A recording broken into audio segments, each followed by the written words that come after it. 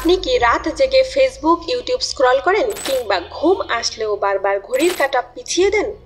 যদি উত্তর হ্যাঁ হয়, তাহলে আপনি হয়তো রিভেঞ্জ বেড টাইম প্রোক্রাস্টিনেশনের শিকার। রিভেঞ্জ বেড টাইম প্রোক্রাস্টিনেশন কি তা আমাদের জানতে হবে।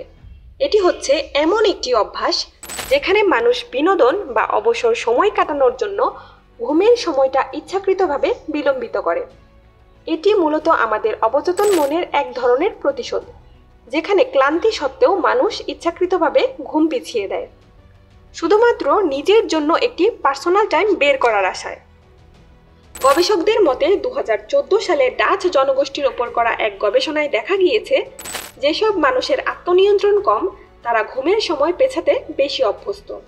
2014 সালে নেদারল্যান্ডসের এক গবেষণায় দেখা গিয়েছে, ঘুম পিছিয়ে দেওয়ার মূল কারণ হলো আত্মনিয়ন্ত্রণের অভাব। যারা দিনের কাজকর্মে নিজের ইচ্ছাকে দমাতে পারেন না, রাতেও তারা একই সমস্যায় ভোগেন। যেমন অফিসের প্রজেক্ট জমা দেওয়ার শেষ মুহূর্তে ফেসবুক চেক করা, কিংবা রাত 12টায় উঠে গিয়ে নেটফ্লিক্সের নতুন কোনো সিরিজ খোঁজা। গবেষকদের মতে এটা ঘুমের প্রতি কোনো অনীহা নয়, বরং নিজের জন্য সময় বের করার তীব্র মানসিকতার বহিঃপ্রকাশ। যারা এই কাজ করে তারা জানে যে এটি ক্ষতিকর, তবুও নিজেদের নিয়ন্ত্রণ করতে পারে না। কিভাবে বুঝবেন আপনি ভুক্তভোগী কিনা? প্রতি রাতেই ঘুম কম হবে, জাগার কোনো যুক্তি নেই, তারপরেও জেগে আছেন। ঘুম কমার নেতিবাচক প্রভাব সম্পর্কে জানার পরেও রুটিন বদলাতে অনিচ্ছা প্রকাশ করছেন।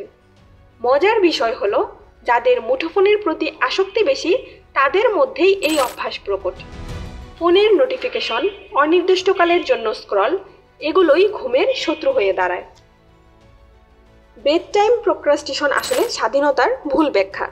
শরীর যখন ঘুমের সংকেত দেয়, তখন তাকে উপেক্ষা করলে পরের দিনের কর্মশক্তি এবং দৈনন্দিন জীবনের আনন্দবোধ কমে যায়।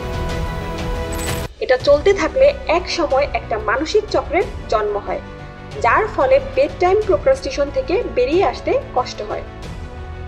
সমাধানের পথ কি তা আমাদের জানতে হবে। রাত 10টার পর মুঠোফোনের ব্যবহার বন্ধ করতে হবে।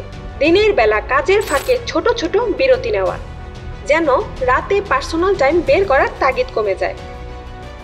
ঘুমানোর আগে বই পড়া বা মেডিটেশনের মধ্যে নিষ্ক্রিয় কিছু অভ্যাস গড়ে তুলতে হবে। মূল কথা হলো, আমাদের মনে রাখতে হবে ঘুম কোনো বিলাসিতা নয়, বরং শারীরিক ও মানসিক সুস্থতার মূল ভিত্তি। রাত জেগে যে সময়টুকু আমরা এনজয় করি তা আসলে পরের দিনের কর্মক্ষমতা নষ্ট করে। তাই অবচেতন মনের প্রতিশোধ নয়, নিয়মিত ঘুমই হোক নিজের প্রতি সত্যিকারের ভালোবাসার প্রকাশ।